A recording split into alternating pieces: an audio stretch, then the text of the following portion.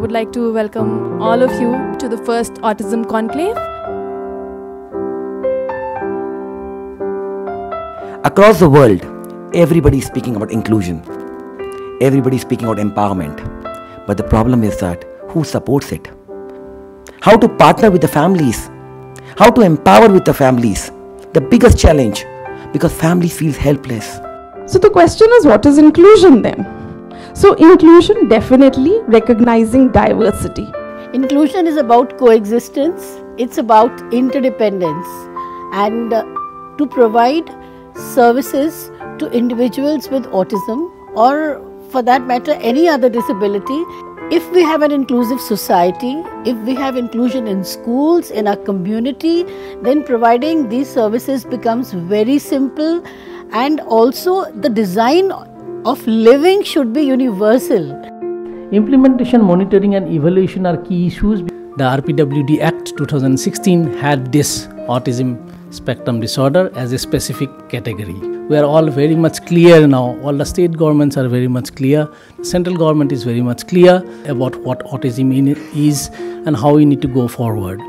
There is no right or wrong in autism, and the parent knows best. You need to have confidence in yourself, but we need to keep the child in mind. What is inclusion for the parent or for the professional may not be what is needed for the child, but we have to make way for their special needs as well and their requirements. People have to reform themselves. People's attitude towards disability has to change. Accept them the way they are. Do not try to make them something which they are not. So that is what would be the true inclusion, true social acceptance. People with autism, we need to design programs to train them so that they succeed in the area of employment. A person who's autistic needs everything to be predictable. If there's a standard operating procedure and they are able to understand it and practice it, when they are executing, they are perfectionists. I have seen this with our autistic trainees.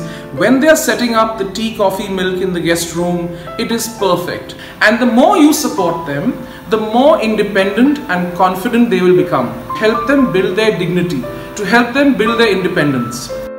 We constantly talk about the dignity of risk. All of us want to constantly protect our kids with autism. My son is pretty severely impaired, though he doesn't present like that when you meet him, because I've worked a lot on the social aspect, and he walks down about half a kilometer to catch the organization's bus. And the number of people who've told me, how can you let him do that? But you have to take that dignity of risk. And today this conclave taught us what is inclusion, what is social inclusion, what is inclusion training, why it is important for the parents to feel empowered, why it's important for parents to understand that every child is unique. Being a parent myself, I feel that such kind of conclaves should happen more often. This is actually a part of empowerment for each person.